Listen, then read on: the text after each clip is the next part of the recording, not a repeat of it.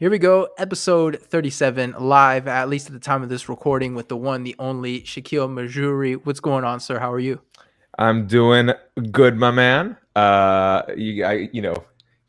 edit things the way I like to, so you're kind of seeing how the sausage is made back here. I'm looking a little blue and gray, but maybe that's how I'm feeling too. So I'm happy to be here. This is where my day turns up.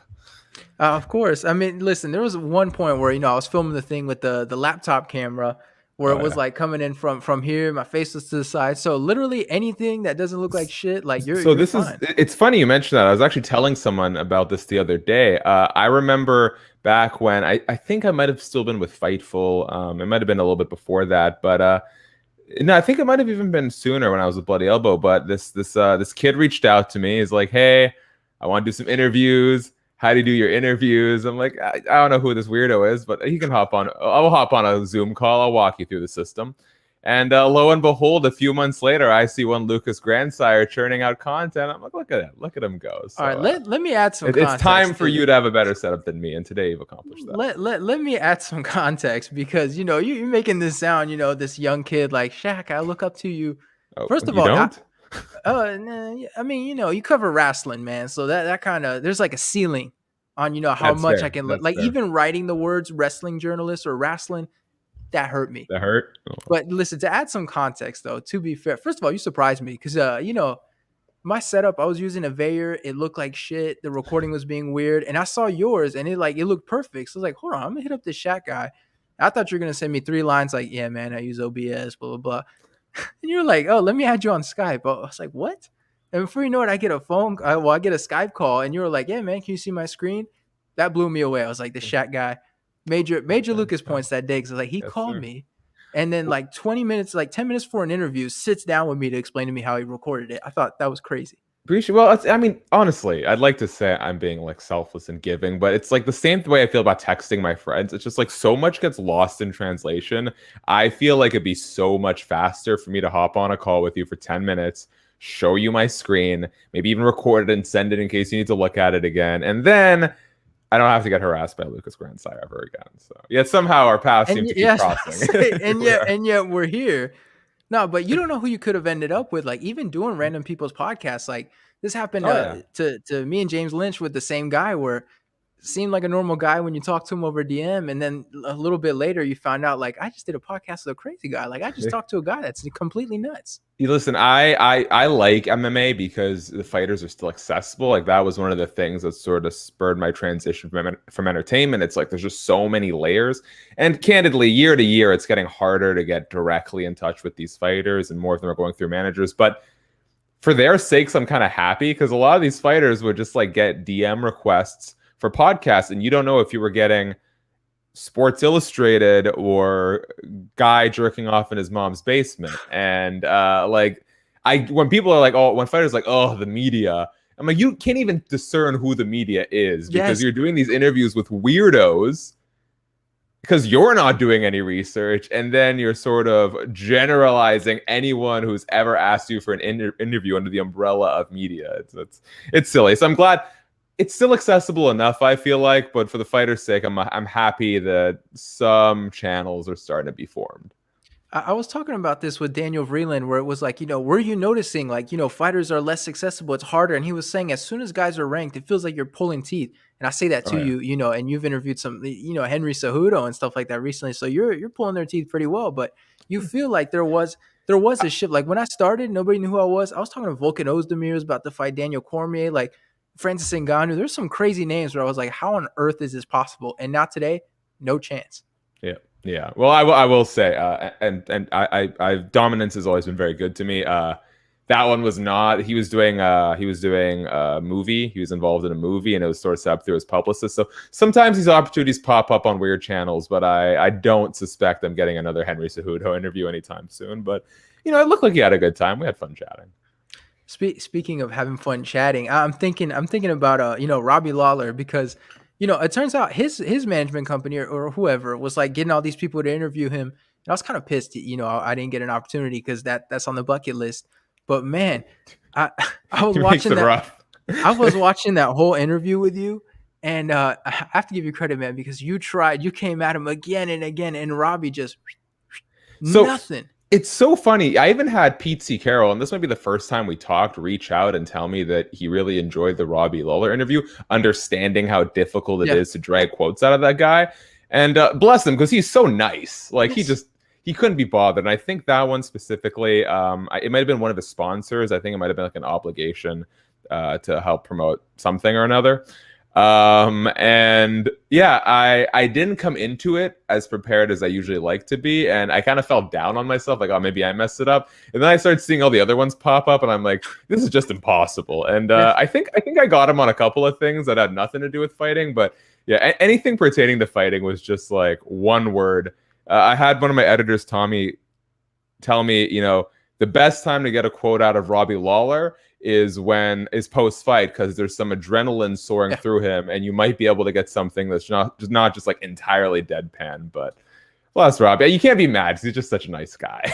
No, but that's the thing. If you do your research, you know what you're in for. And I appreciate it because I'm seeing you. You're like, all right, that one didn't work. Next one. And The Office, right? Because that's a quote I use. Like, you got a little something, but still, it's like, how do you feel about fighting? Blah, blah. I just want to spend time with my kids.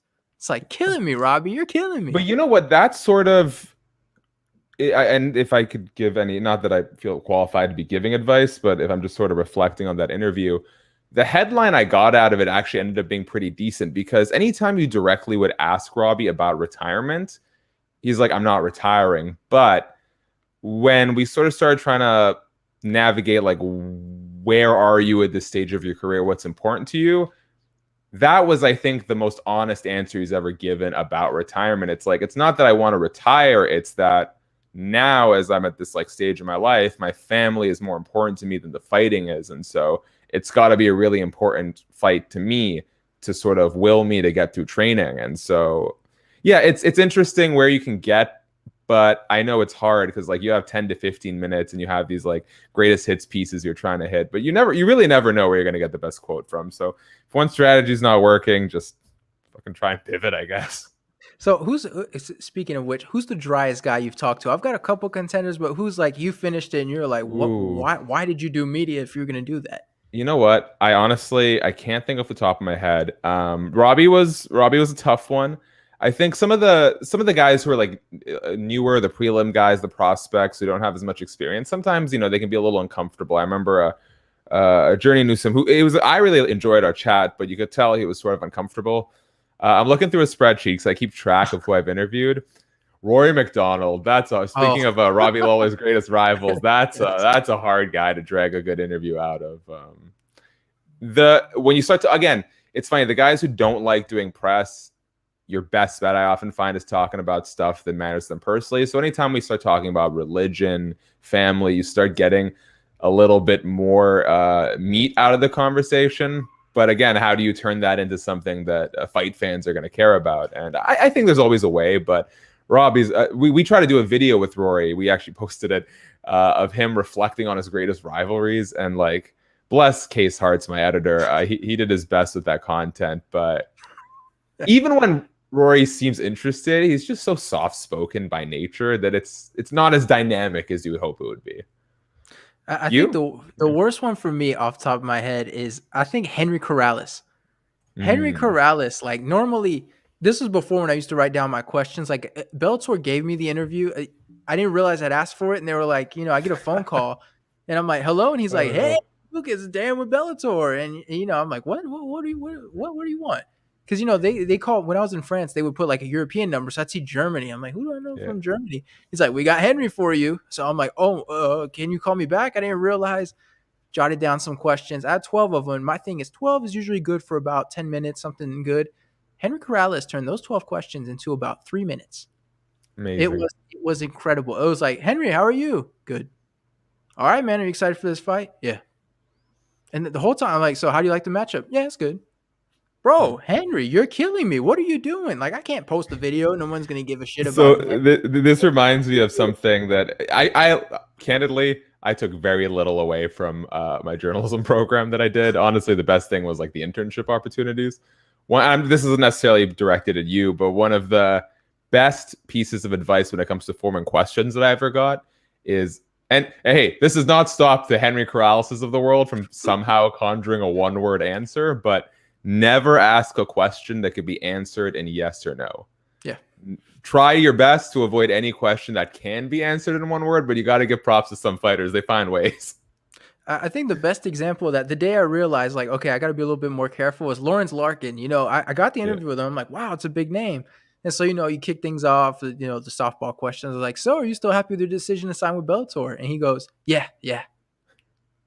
I was like, what do I mean to do with that? I can't put, the quote is, yeah, I can't put, yeah, that's, and Right. it's frustrating, but then it's, then you got to think, all right, so going Yeah. forward with a guy like Lawrence Larkin, you can't let him hit you with the, yeah, Right. you have to make For him sure. elaborate on some stuff. Well, and that's in a sense on us, because his job is to do the interview. Our job is to make a story out of it, right? So if you're asking questions that are gonna get short answers, and you can't force a response out of someone, but you can try and steer the conversation away that's going to make your life easier. Well, you've got wrestling people that you're talking to. I assume that's got to be more fun because they put on an act regardless. Oh, So I feel dude, like they are know so what much. they're doing. It's. I don't even think it's the act. Like you can tell Dan Lambert, of course, American Top Team coach, Jorge Masvidal, Dos Empore and company. He's doing a lot of stuff with All Elite Wrestling right now, and he floats in and out of his gimmick even during the interview because he's just a diehard fan. He's just a diehard fan, lifelong. Like dude ain't young, and he was watching pro wrestling with his grandfather. So you can tell he's like a kid in a candy store just living up the gimmick. The pro wrestlers, even if I only do like one pro wrestling interview a week versus however many I can fit into my MMA schedule. The thing with them is not only are they just naturally more performative, I think they understand PR better. They understand that what this exchange is supposed to be. And I think that's something that sometimes is lost on fighters. Honestly, it's lost on people in the entertainment world sometimes. It's like this 10 or 15 minutes, however long we have together, is supposed to be an exchange. Perhaps my platform is bigger, perhaps your platform is bigger, but you are giving me content in exchange for exposure. And so, and even if someone's famous, it's the more you can keep your name on websites and in the headlines, the media, the better, unless you're John Jones. And so, yeah, I would say the pro wrestlers definitely make it more fun. They understand the game more, and I find generally they're more social. Like they want to be there. Their whole thing is kind of theater already. Like you're right, like you're saying. So I have to ask you about CM Punk. I didn't watch. I'm not a wrestling guy, so there's That's not all like good, my man. a We whole didn't lot talk about wrestling a ton. Oh, well, there you go. It's my fault. But I read a piece on CM Punk when he was first getting into MMA, and they were talking about how difficult it is to interview him because he's a sensitive guy. I mean, that's just the truth. Yeah. Like, there's some subjects he doesn't like. Like, one guy was like, I wanted to talk to him about fighting, and the only way to get him to open up was talk about hockey for like the first 30 minutes. So, how was that navigating CM Punk? Because I've heard he's really tricky. Honestly, he was great. I don't know. Like, I know I got a lot of good feedback on that interview. I don't know how much credit I can personally take. I think he's in a really good place right now. Like, you have to think about it. When he was prepping for that UFC debut, not only is he getting harassed by people who are saying, what on earth are you doing? You shouldn't be fighting. You can't fight. And candidly, like, he made a great business decision. He made a ton of money, but even he would say that his original plan was to take amateur fights and start regionally. It was I don't know if it was Mick Maynard or Sean Shelby. I think it might have been Mick Maynard who was telling him, why do that when you could get hurt and it could fizzle out, when you could come straight here and make a ton of money? And so I think that's something that is lost on a lot of MMA fans. Plus, he was coming off of a very messy divorce from the WWE. Like, not only did he walk out of the company because of how he was being booked, there were lawsuits. I think if the story is correct, and I apologize if it's not, he was sent the news of WWE filed the lawsuit and made it known to him on the day of his wedding. Oh. Him and a close friend of his, Colt Cabana, also had a falling out that resulted in them suing in some sort of lawsuit between the two of them. So it was a really fragile, challenging time in CM Punk's life, and you can tell the first time he got back in AEW, which was his first time in a wrestling ring with a wrestling company in 7 years, he was almost in tears from the get-go. So I think it's easy because he's having the time of his life right now. He's doing TV, he's doing movies, he's back with AEW, he's excited to be there. So yeah, I don't know how much credit I can take. I would just say, try not to ask if you're going to ask a question, the first thought should be, has someone else already asked this question, or will they probably ask this question? There's some you always kind of have to get to. And I tell fighters that too. Like, I know it can get sort of redundant to hear the same questions. But you also got to keep in mind, you're doing like 10 of these interviews in a day. We don't know what the other person are asking. But I mean, I can't tell you how many times a fighter has been asked about their weight cut over the course of one day. So I would just say try and make it fun. Have a second cup of coffee, have a good attitude, because to some effect that will always sort of feed back into the subject. If you want to smile, give a smile, sort of thing. But I really don't think I can take a lot of credit for that one. I mean, you also asked for fans to submit their questions, and for whatever reason, I submitted a question and got, shots fired. What happened, man? Like, I'm sitting here trying to extend an olive branch to the wrestling world, and then I'm just gonna listen, Lucas. Bless you. How many times have you tried to like publicly clear things up with a fighter or sort things out with a fighter just to get in trouble with more people? So I was trying to do you a favor by not even approaching it. But listen, my thing was like, it's CM Punk. Right, so he's a wrestling guy. So what do I have to lose? Like, and plus, I did have his action figure, CM Punk. I feel like that should stand for something. Also, I should have brought it up on the start of the conversation, but I didn't know if it'd be weird, and I brought it up at the end. But then I got nervous. These like press junkets are kind of tense because you're on like a clock, right? Because you got 10 minutes or 50 minutes, you gotta get to the next person, and so. Shout out to my man Bilal Muhammad. I brought him up at the end of the interview because I know him and Punk are friends. And so CM Punk was actually really interested, and I kind of explained how I knew him. And then immediately I'm like, okay, bye. Because I was like nervous. I was like, I don't know if the publicist is going to get pissed. I don't know if this is like networking time right now. But shout out to Bilal. We started tweeting, and CM Punk actually got in on the exchanges. That was pretty cool. Well, that's smart too, because when you have a person in common, especially like a Bilal, like the people that hate Bilal, it's not for a good reason. So I mean, something like that is very important. Well, and here's the thing. When I did the Q&As, and it's funny, I'll always get a few bozos, because I post them on Twitter, I post them on Reddit, and I also post them on SureDog. Shout out to the SureDog community. They're very kind. And I'll always get a few bozos being like, you call yourself a journalist, you don't even know how to form your own questions. Man, if I had 15 minutes with fighter X or fighter Y, I wouldn't waste my time getting other people's questions. Do the work yourself. And most people are understanding. They're like, this is engagement. This is marketing. And, to be fair, I think these last 5 or 6 months that I've been back with Mania, I've really sort of had the time to sort of kick my content into overdrive. And I feel like people are starting to put a face to a name and a name to a story. And that probably wasn't the case 6 months ago, even though I've been doing the work. It takes time. It really does. Like for context, I've been in media out of school since 2016, and I started with Bloody Elbow in 2019 and bounced around. And it really only feels like in the last couple months are people starting to, whether they be people in the industry who I haven't met before in person, or readers are actually starting to like pick up on who I am. Super small effect.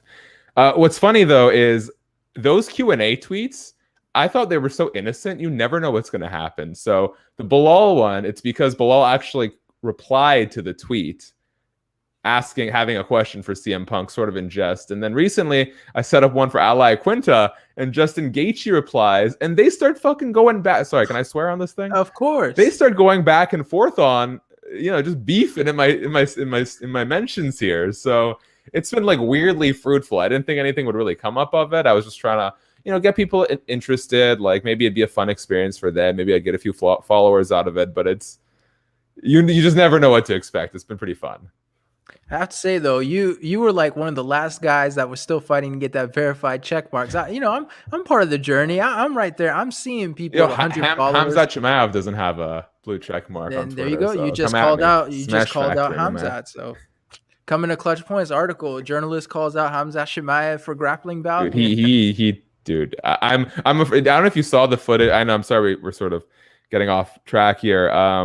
There's a video of John Gooden about to go live on the broadcast, and Khamzat is like putting him in a rear naked choke. That guy scares me, man. That guy has got energy. I don't want to bless him. He's an amazing fighter. I'm sure he's a nice enough guy, but that level of like testosterone is not for me. Oh man, and I like how some of these guys, like when they put their mitts on you, it's like you feel like a strength you don't Hmm. normally feel because they don't realize it. But for like a regular guy like John Gooden, he was probably like, "Oh man," like, Yeah. but he didn't flinch. Good on him. He ate that sweat all over the suit and everything. He just took it. That's the worst part. I did a couple commentary gigs for a promotion regionally in BC called Mamba Fight Night. And the second time around, the first time I just did commentary, the second time they wanted me to Joe Rogan it up, go in there after the fight, talk to the fighter. And I made the mistake of putting, I don't know why Joe does it. He takes his suit off at least. I Yeah. made the mistake of putting my arm over the fighter, and I swear, like, new suit just like Oh. painted with sweat. Ugh. I always think about that. Like, Joe Silva, he used to practice takedown defense when guys would come in for that hug. And, little guy was like, no, no, sir, not on this suit. It just, every time I see it, I think like, oh, and now the suit stinks. And how are you going to clean that thing? And it just, so I hate seeing it. It really bothers me. Yeah, well, lesson learned. I buy cheap suits, so that's okay. There you go. Kind of like Colby Covington, but whatever. So you do get the verified check mark.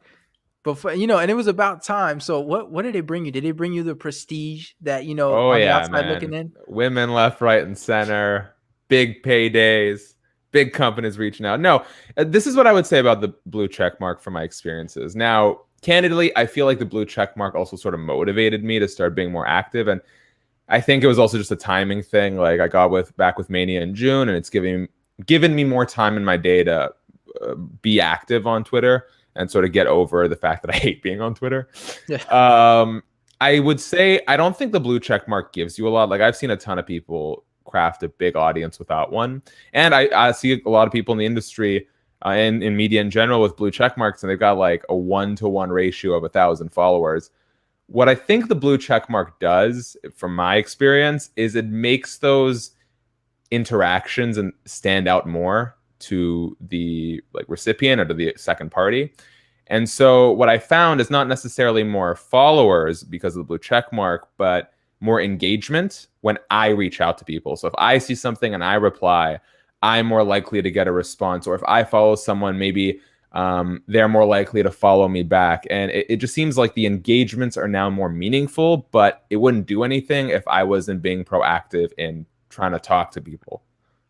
So in other words, the blue check mark means that you get to grace people with your presence on Twitter. Oh, Like yeah. when you show up, people they see the blue check mark like, oh, who's this I guy? will say I definitely have noticed, and I don't know again if this is the check mark or just my activity level or maybe a combination of both. I have noticed because I know other verified users sometimes I think they can set their settings so that like they only get notifications from verified followers or something like that. I have noticed like get an easier time getting follow backs from people I've interviewed, for example. I think like I said, I just think when people see the blue check mark, they're more likely to check out the notification and it starts that interaction. So that I've noticed picking up more, but like I said, it's just mostly like I still have to take the first step of talking to people, of replying to stuff, about asking questions, and not just using Twitter as like a vacuum to promote my content. Like the Q&As, everyone who replies, I thank them and I ask them if they want to follow me, I'll post the link. And that's honestly like when I started the Q&A tweets, that was the point. And it's super grassroots, but I just don't know any other way. So. Or you can be controversial like a lot of those people, become the God. Colby Covington of MMA media. Oh man, I'm learning. I'm getting a little bit more comfortable with putting my thoughts out there. I'll say that. I've noticed that like a lot of fighters, when they want to like challenge another person, it's just like innately super sexual. And listen, man, the fight community needs more LGBTQ plus love. Man, fighters are not a good chunk of fighters and fight fans are not the most tolerant people on earth, and so I can't help but when I see like Julian Lane wanting to bang Mike Perry or Greg Hardy trying to bang Tai Tuivasa, and I don't even remember what the tweet is. Maybe I can find it, but I know Jimmy Manua put out something a little enticing about wanting to fight. I think it was Marcin Tybura or Alex Volkov, and I retweeted it and I put like, man, why does everything fighters say sound so sexual? He replied, he was basically like, if your mind goes there, that's on you. But he was nice enough about it.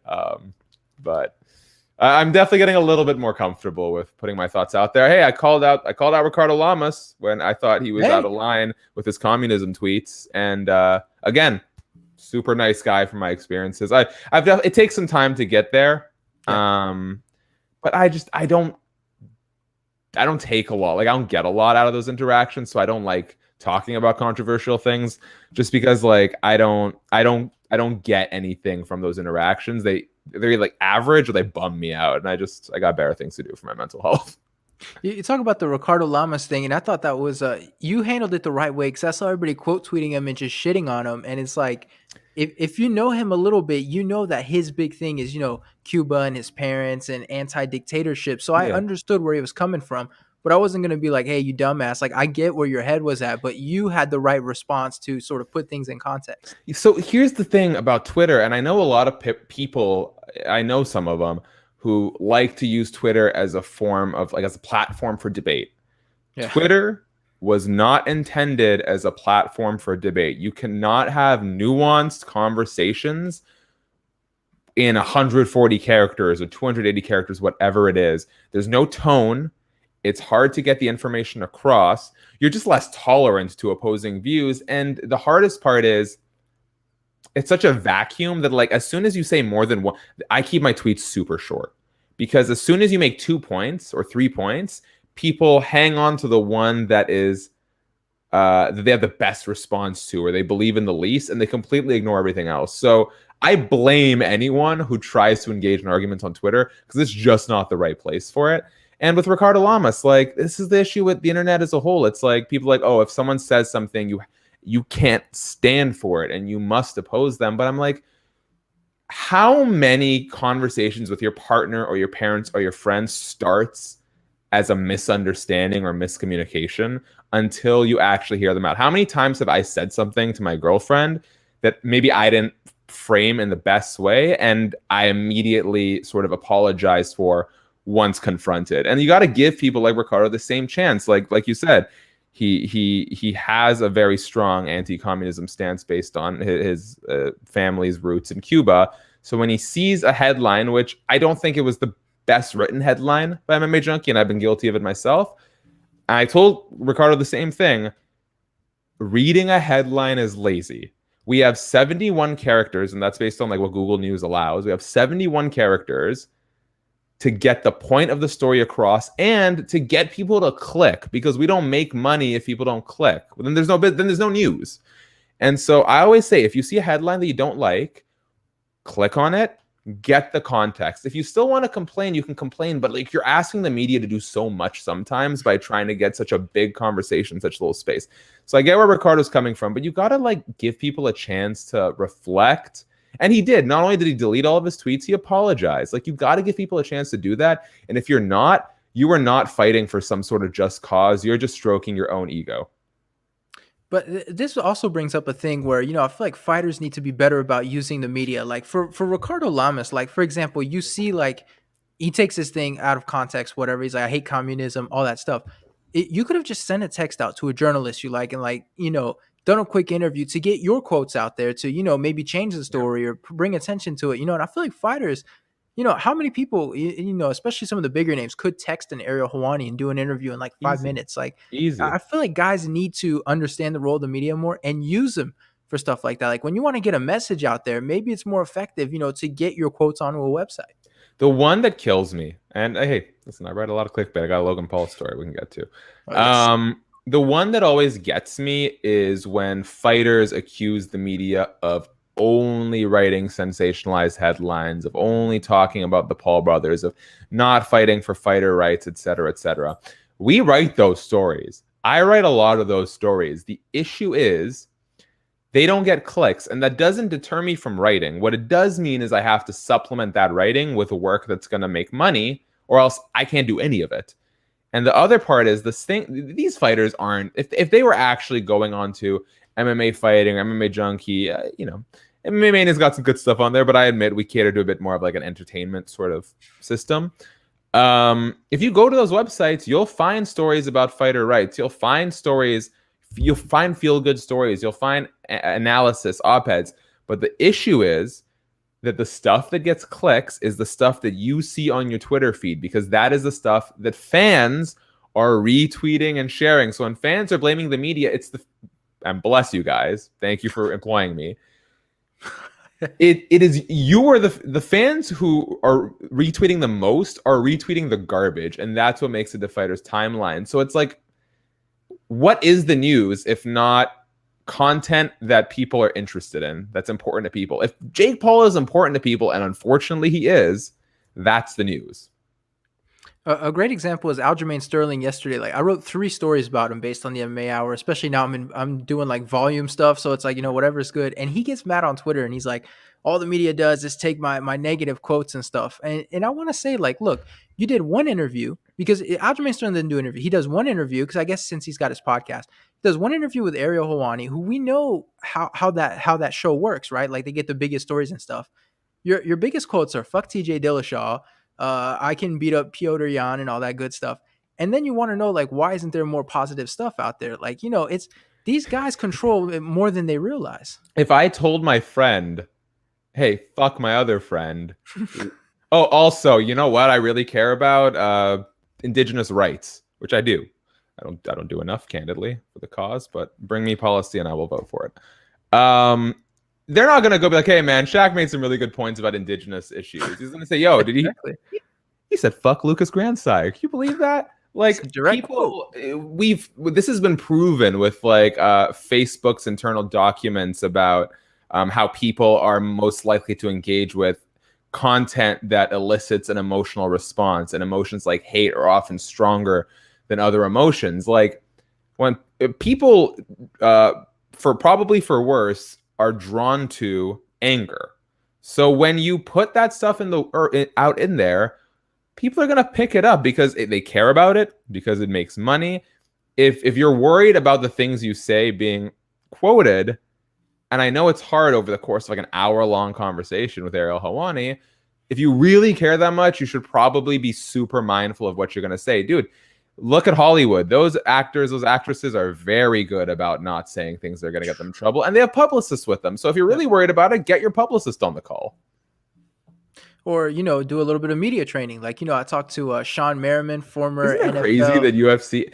I think it's weird that the UFC doesn't do media training, but also they based on like Dana White's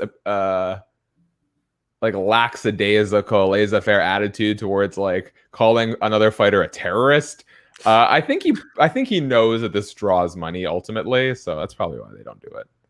I think it's funny that Dana White, like his big thing is how much he hates the media, but there's like 3 media members that he loves and would like take a bullet for, right? Isn't that kind of weird? Like, Which he's ones? like, I would say Brett Okamoto, Kevin Iole, and then I'll let you pick the third one. I just picked 2. I said 3. Now I'm stuck at the third.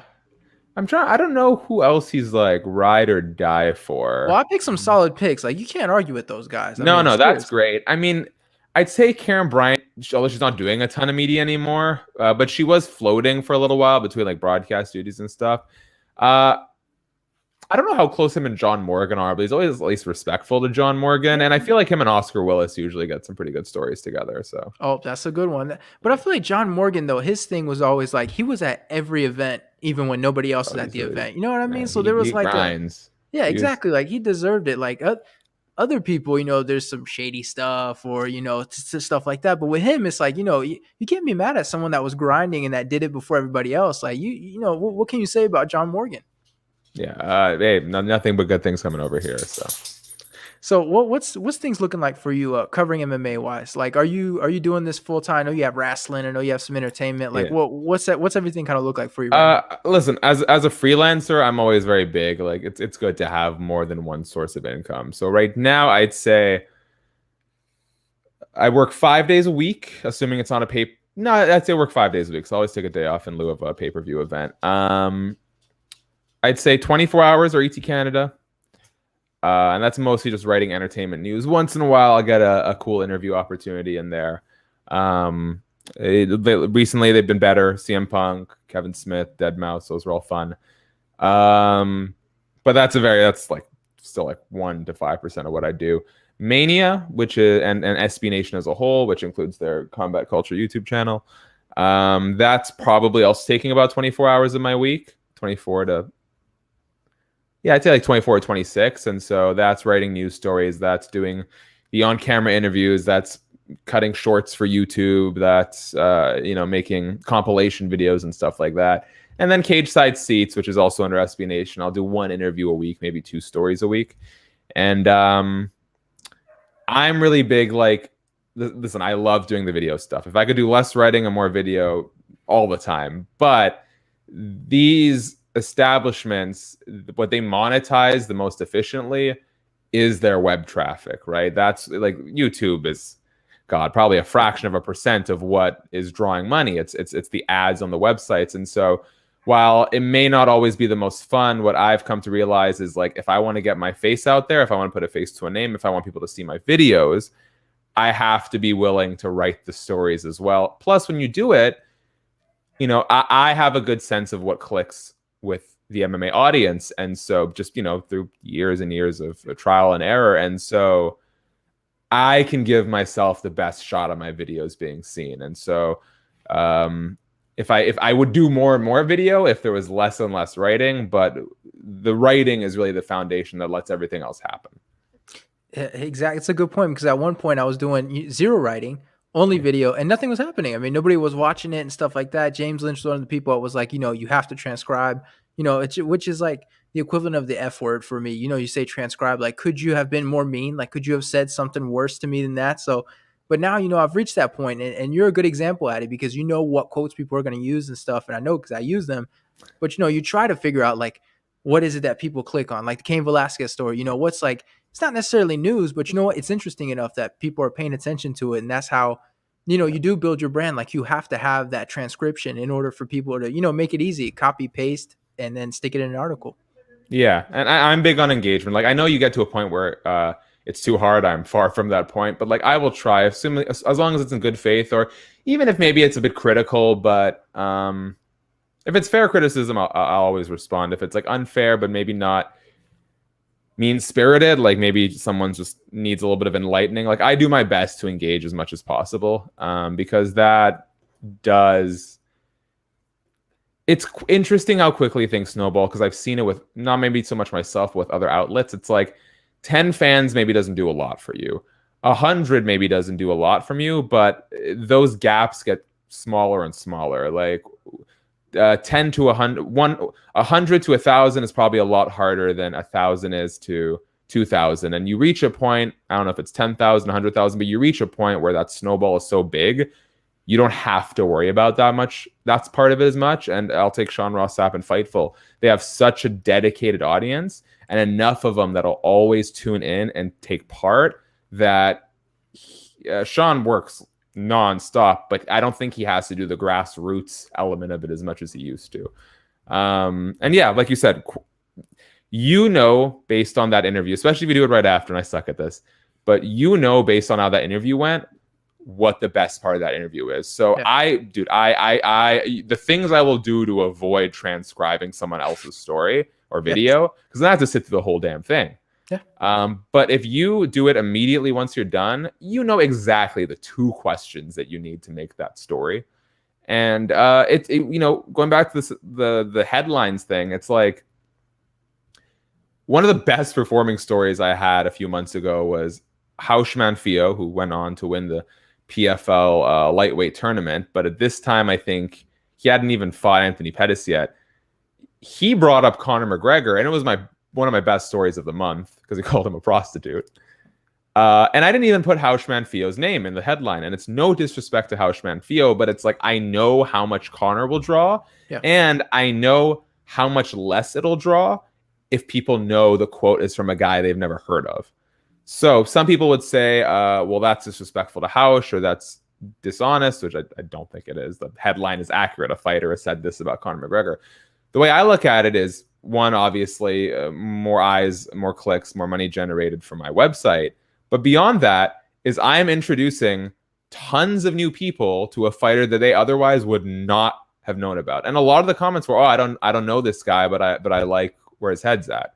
Like, what's the point? What's the point of writing a bland, boring headline if it's not going to do that fighter any good either. Now I've wasted their time. Like the best way I can give back for the content they've given me is to figure out what's going to expose the most people to them. You mentioned the transcribing other people's stuff. I was at Sportskeeda for about a week. A real train wreck. There's like a whole bunch of stuff, but and their whole thing is just transcribing other people's stuff and then thank you, Sportskeeda, because you're exactly who I go to. Same with BJ Penn when I don't want to transcribe. But the thing is, the kind of stuff they transcribe, like I remember one day I was done with my shift and I was like, who watches this garbage? I mean, there is some garbage. There's some of the biggest bullshit. I'm like, and I don't know. It was frustrating me because I don't know, man. I just hate this idea of you take this garbage ass show and just because the person has a big name, you have to transcribe those quotes and write an article based on 2 sentences. I don't know, man. That kind of thing frustrated me so much. And I've transcribed somebody else's stuff. Oh no, that's so much garbage there. That's so funny. So on that note, we were talking before we recorded about how how much the Paul brothers click, and bless some of the community at Mania. I love them. Some I can definitely leave. Some I'll definitely take. And one person was like, "Can you guys please stop writing about the Paul brothers?" They got a lot of recs, which for our site's probably like 12 or 13, just because the dedicated readers who comment. You got to think like the website, the readers who specifically click on this website every day, and then the portion that comments is like down here, right? And so someone was saying in defense of it, it's like, well, look how many times you've re-clicked on this article to comment on. And, you should write things that we like because then we'll click on them more and we'll start a debate and we'll talk about it. And I'm like, bless you, you sweet, innocent thing. Even if there's 100 of you that click on this article 10 times each, so that's 1,000. I probably shouldn't get into numbers, but just looking at it, like, I don't even know if that's 1% of our web traffic for that story. So it's like, bless you guys for being here through thick and thin. But people are so insulated sometimes in their online experience. It's like Mania's SEO is out of this world.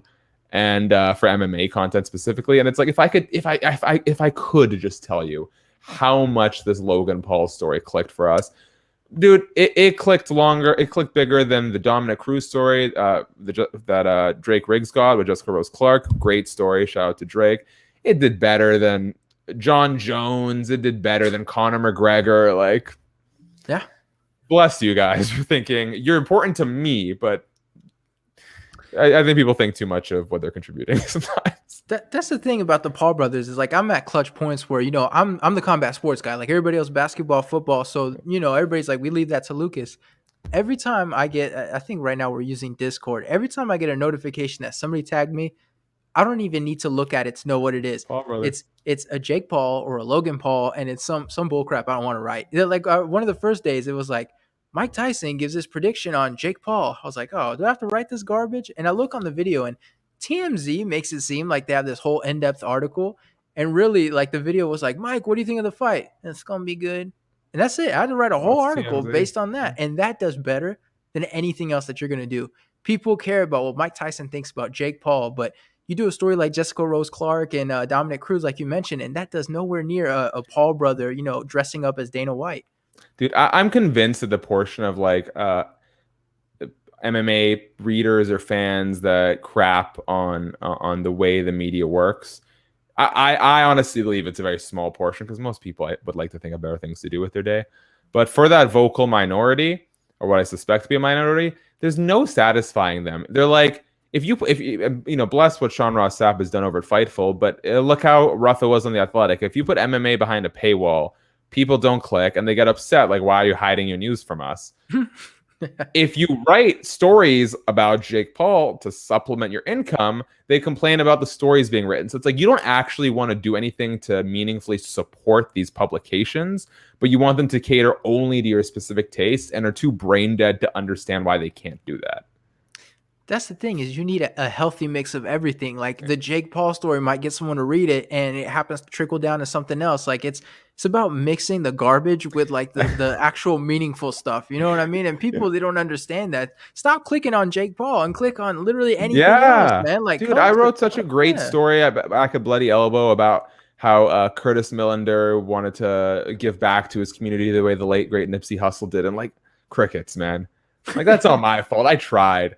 I always considered myself more of the Brian Campbell elk, but I think I've been listening to too much Luke Thomas because I'm starting to get old and bitter very quick.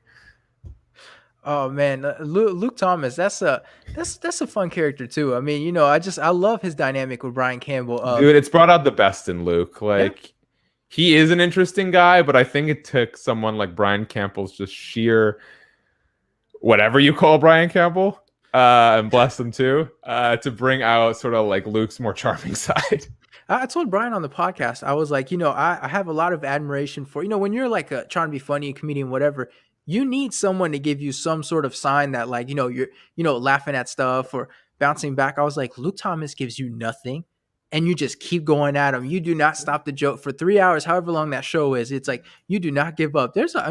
I would have done two things with Luke Thomas and I would have given up because that man would give you nothing. Just Dude, I legitimately thought, and to be fair, I talked to him before, and I did it. I had him on my podcast back, Pull No Punches, back on Bloody Elbow, and he outright told me like he's very unapproachable and he's working on it. And so when I met him at MSG for UFC 244, I thought we were getting along, and then he just seems so disinterested that I got a lot of admiration for Luke, and so I like immediately retreated, and I just kind of like kept my head down, and I'm like, oh, I guess I shouldn't have done that. But we happened to be walking to get food at the same time, and he was actually quite nice. But there's definitely, he knows it. He'll be the first to tell you. There's definitely this like sort of unwelcoming exterior that he's been working on shedding. And again, I'm sure he's been working on it a lot, but I think Brian has helped bring that side of him out more, at least publicly. Well, that's the thing is, Brian has to be that goofball in order to counteract the lack of, or just ball, I guess you would say. It's a classic duo, right? Yeah, I mean, and I like that somebody picked up on their chemistry when they were doing, I don't even remember the name of the show now, but the MMA Beat. There you go. It was Luke. Luke's the one who wanted Brian to do it with him. Yeah, but at least Showtime picked them up, or CBS, or at least somebody was like, we're going to pay them to be together. You know what I mean? But it did seem at one point like Luke Thomas, people were in the comments like, how's Brian Campbell keep coming back? Luke Thomas hates him, but it works. And you were seeing more and more people were saying like, we don't want all four people. We want the goofball, and then we want Luke Thomas going at it. And they figured it out, man. And look how successful they are as a result. Because I also did an interview with both Luke and Brian for a series over at Combat Culture, and that's the thing too. It's like I don't know. Again, I hate to be like, oh, MMA fans suck, because what I've come to realize anecdotally is that no fandom sucks. No group of people sucks.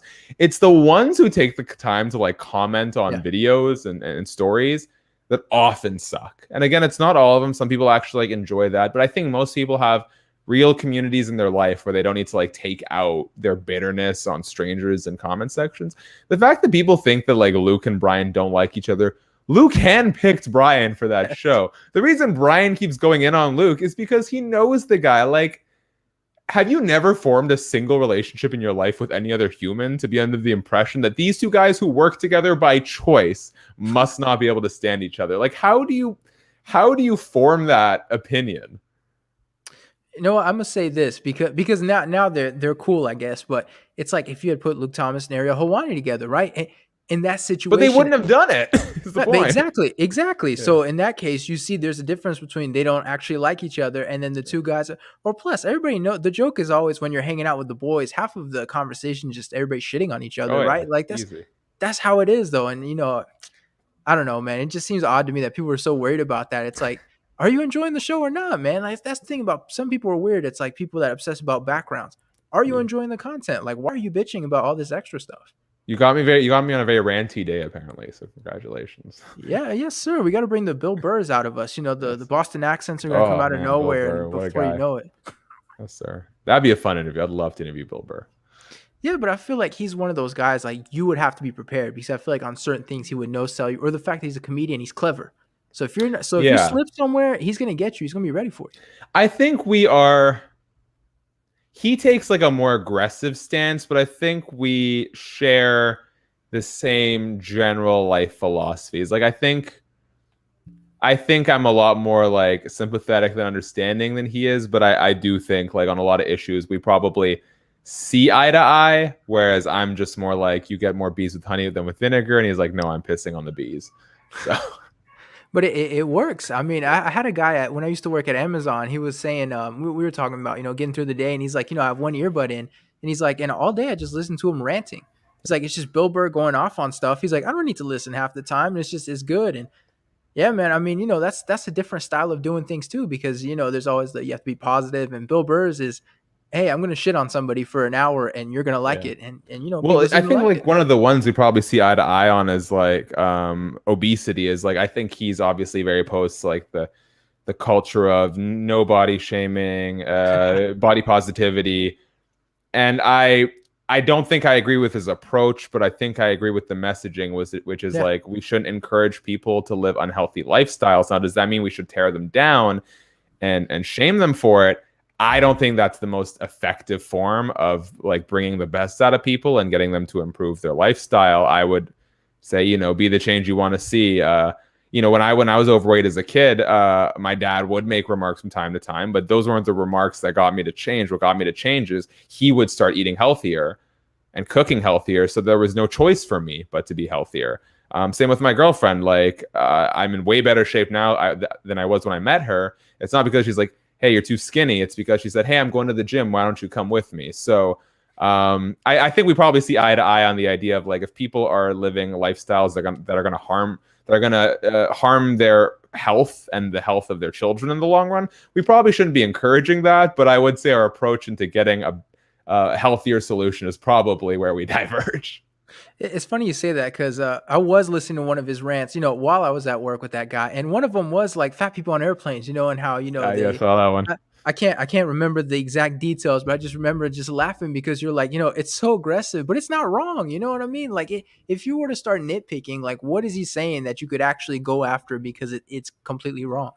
That's the thing about the performative aspect of it too. Like, I don't know how much Bill Burr, maybe he does, never talked to him. I don't know how much he believes in the vitriol of what he's saying, especially as he's working to be a more zen person in his life. But it's kind of what's been lost with the internet and Twitter. It's like we said, nuance, context. It's so hard to have a conversation where it's like, I don't agree with this, but I think there's probably some middle ground in what we understand. It's just like people are on one end, you're like, don't body shame or body positivity. And then the other end, you're like, I don't want to support unhealthy lifestyles that are going to hurt people. But there's so many dumb people on the entire spectrum of every issue.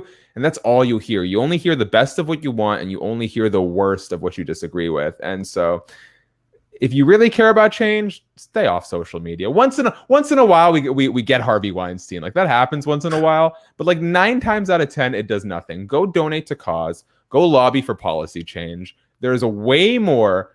And the reason people don't do it is because it's harder and it doesn't give them the instant gratification of trying to dunk on someone with your equally bad takes on social media.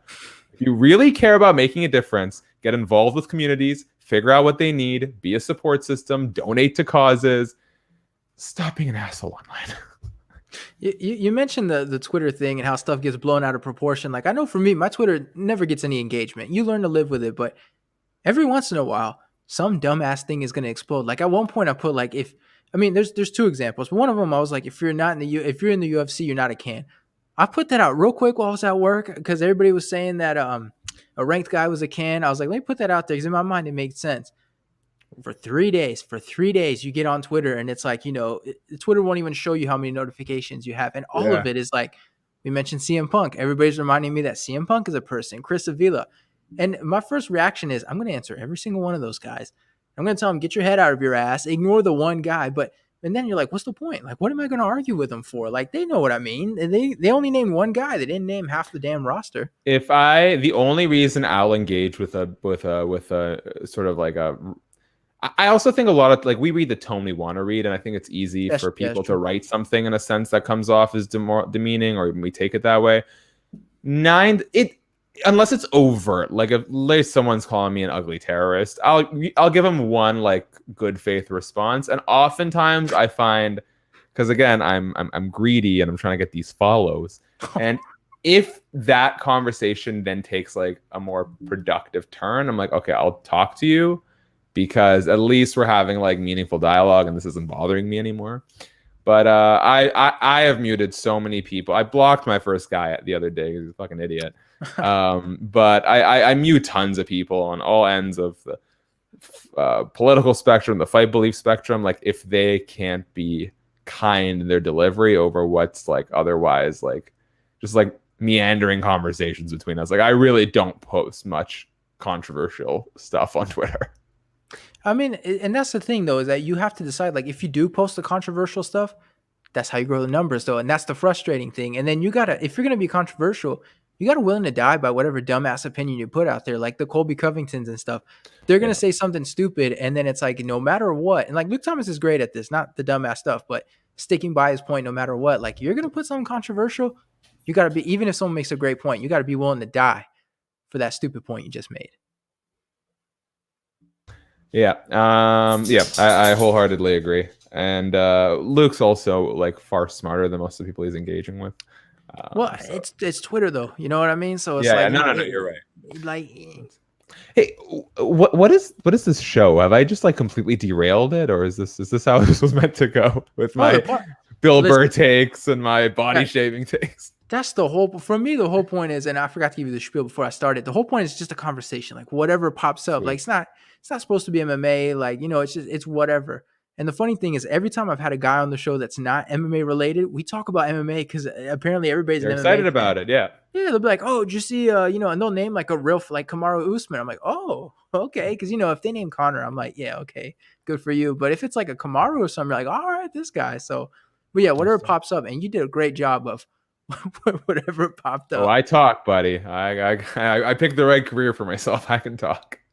For sure. Tell us about your dog, though, because I know you told me the breed once, and I'm pretty good at breeds, but I had no fucking clue what that thing was. Move the toilet seat out of the way. Yeah, I know. She doesn't like being picked up. Give me a second. I got to work with her. Can I pick you up?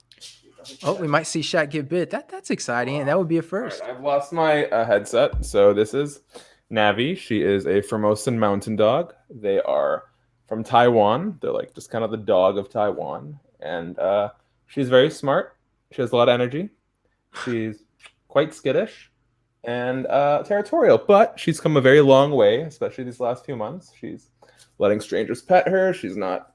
If she hears a doorbell or something, she barks, but other than that, she's been pretty polite. So very proud of her. I'm sorry to do that to you. And I'm going to open the door for her so she can fuck out of here. There you go. Let's do what you got to do. So yeah, that is my dog. And she's wonderful once again. She's like a hot date. Like, you know, she might be a little shy the first time you meet her, a little on edge, not sure, you know, Tinder, like who knows what kind of creep you're dating. Second time, you know, maybe you can hold hands or something, and she'll give you a kiss by the third outing. And that's how I would describe my dog. I know you told me on Twitter, you were like, I hope for you didn't get a smart, you know, high energy breed. And I was like, oh, unfortunately, yes, I did. It's work, man. I did not think, not to compare dogs to children or think that I've got my parenting skills down pat, but I feel like this is, not only has this like prepared me for parenthood down the line better, it's actually taught me a lot about how to like handle people. Like I candidly, I gave people way too much credit and dogs not enough credit. I have learned so much about like positive reinforcement, about not giving a response if you don't want that response. Like anger doesn't work with Nav because she just gets scared. And not only does she get scared of me, if she's already like on edge about a situation, she's now connecting the fear from me yelling to the fear she already had. And so it's taught me a ton about like being patient with people, about putting on a smile if I'm upset with someone, like trying to figure out what they need to succeed. Because like my whole thing is nine times out of 10 with conflict is my only goal. The only thing that's pissing me off is that we're still talking about this. So how can I get us to stop talking about this? And it's not by shutting down. It's not by getting mad about it. It's by figuring out what do you need to be happy or to feel gratified so that we can put this behind us. And that's been my experience with the dog is like, what does she need to learn to be comfortable around strangers? What does she need to not be so scared or so timid? And so bless her, because I've gone to a lot less arguments with my friends since. You're right about like the shouting at them and stuff. Like right now, the dog I have is a Vizsla, and they're known for being very sensitive. Like when I say sensitive, like when I cut their nails, you have to like hold them and sing to them and stuff like Yeah. that, and tell them how great they are. So you definitely learn the communication. Like you don't want to yell at this dog because you're gonna hurt its feelings, and then it's not gonna want to talk to you Yeah. for the rest of the day. So Oh. definitely teaches you stuff. But I don't understand your approach of ending things amicably with other people. Like so many times, like even during arguments, I'm like, fuck this guy. I don't like you. I don't care. Like I don't understand how Well, you can take here's the the thing. peaceful I don't approach. deal with people that I don't like or I don't care about. So That's fair. There you most, go. if there's a conflict, it's usually between people dude, my friends know not to bother me. Like, tell me when the date is, I'll be there. Otherwise, I'm not the best at reaching out. I wish I was better. It's like, if I have such a, dude, I have the worst poker face, the worst on God. If I don't like you, I'm not even gonna be mean to you. Like I give what I project a lot, so it's like I mirror a lot. Excuse me. So it's like if you're being a jerk to me, I'm not gonna go out of my way to be an ass to you.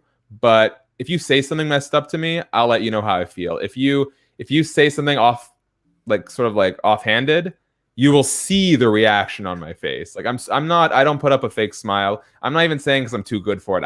I'm not good at it. Like I just can't. And so I think people know I'm super polite, but people know very quickly where they stand on me based on like what they're giving me. And so yeah, if it's ending amicably, it's because if I'm resolving things amicably, it's because I care. Otherwise, I just got better shit to do than talk to you. Speaking of resolving things amicably, before we end this though, I've had a lot of people ask me about this. What's the deal with the watch-alongs? Is that ever going to come back? Because surprisingly, people have asked me about the watch-alongs. That's so funny. Well, we do them over at Combat Culture for the pay-per-views. So we did one this past Saturday. We'll have one UFC 268. Just type in Combat Culture. I would like to think we're the first thing that pops up. And so Matt Ryan and Brendan Solkor are in charge of those. I produce and co-host. I chime in and out. Honestly, they're fun. They're long, man. Yeah. Like, especially I'm standing here. I don't have a seat. Like, it's just a bit too much. Like, I like it when we have me being in like a producer capacity, because especially once the fight starts and they don't need me so much to like bring up stats and stuff, I'm really just sitting down, eating some dinner, clicking on things, making it look pretty. So yeah, but I really enjoy doing the watch-alongs. Fightful still does their own, I think. Actually, oh, that might not be true. So I know that they kept Fightful MMA going after I left, but I think they've now turned the YouTube channel into a channel for one of their other podcasts called The Distraction. Shout out to Jeremy Lambert, who does a great job hosting it. So yeah, if you want to see me once a month-ish during the pay-per-views, Combat Culture, you'll find us there. And we got content every week. But yeah, I mean, yeah, you were like one of the regular guys there. Did you like that experience? I liked it, but you're right. It's definitely long, and I think that's kind of but there's nothing you can do about it, because at the same time, like if you want to watch the fights, like you know That's what we're there for. that's the process, and you don't have a choice. I thought it was fun, but I am big, and like those do well, but it's also I think because Brendan and Matt have kind of crafted their own audience. For me, like because I work so long, and I try my best to like stick to the hours I say I do, and I mean, honestly, this has even gone over, but Lucas is the homie, so that's okay. I'm big on efficiency. People are like, oh, why? Henry Cejudo. Shout out to oh gosh, what am I? I feel so bad. Yeah, no, I had it right. I just got nervous. I didn't. Eric Cowell of MMA, my MMA News, he actually just retweeted about my Henry Cejudo interview. And he did this after I wrote my fourth story about Henry Cejudo from the same article. I am very big on efficiency. So, like, why would I write one story? Yeah, exactly. And get a fraction of the clicks when I could do the same amount of work, basically, and get 4 stories. So for me, the watch-alongs are just like, they're fun. I love when the fans engage. It's just a really big commitment, especially when we're doing them for the fight nights. Oh, God. Because you're talking about, 3-4 hours of your time every single week. And it's just on YouTube. You're not getting a written story out of it. You're not really getting clips out. You get one clip out of it, but it's just like, it's so much work for so little return. So that's why I'm not super inclined on doing them. One day, if the audience is there from something else, and we want to do one, for the big pay-per-views of watch along, I'd be so down. But to make that the foundation of like my work is just so hard. So that's probably why I don't do them. I know if I try to do it, like right now, I'm still collecting the posters at Buffalo Wild Wings. I don't know if you'd want to hear my friends and I ramble about God knows what in the middle of a Buffalo Wild Wings where it's loud and there's a bunch of incoherent rambling around us. But maybe there's an audience for it. Maybe I'd have, 6 people watching it like I do with my interviews. Like there could be something, but somehow I doubt that. There's 6 good people. All right, so listen, man, let's wrap things up. We're gonna spend another 10 minutes because you're gonna have to plug all the places you work, all your million social media stuff. But plug your stuff, man. Now's the time, and then I'll wrap things up. Yeah. You can. When is this going up? It's live right now. It's live. We're on StreamYard. God, I'm sorry. I've been up for so long. Yeah, you can find all my work at MMA Mania. That's where you find the most of it. Combat Culture's YouTube channel. If you want some more like out of the box stuff, Hasbula content because it clicks. Compilations, Kamar Usman, Colby Covington talking trash, all that kind of stuff. That's over at Combat Culture. You'll find a little bit of wrestling content, exclusive interviews over at Cageside Seats. I do have a YouTube channel for the wrestling interviews. That's Shaq Wrestling, SHAK Wrestling. That's where you find interviews with Dan Lambert, the Iconics, the Inspiration Now, Maria Canellis, Alberto El Patron, tons and tons over there. So that'd be amazing. Otherwise, yeah, ET Canada, you can find some of my work there. But if you're looking for the video content and you go to Shaq Wrestling, you'll actually find playlists on the channel page to all the other video interviews I will. That doesn't include like the out of the box stuff. So go over to Combat Culture for that. And Lucas, Thank you, man. This has been amazing. Always nice catching up with you. Yes, sir. Thank you so much, Shaq, for coming on. And for the people that made it to the end, I feel like you have to give them a special message. Holy shit, you made it to the end. Appreciate you. We'll be back next week, every Tuesday, trying to be consistent. Thank you, Shaq. Thank you to the people for watching, and we'll see you next week.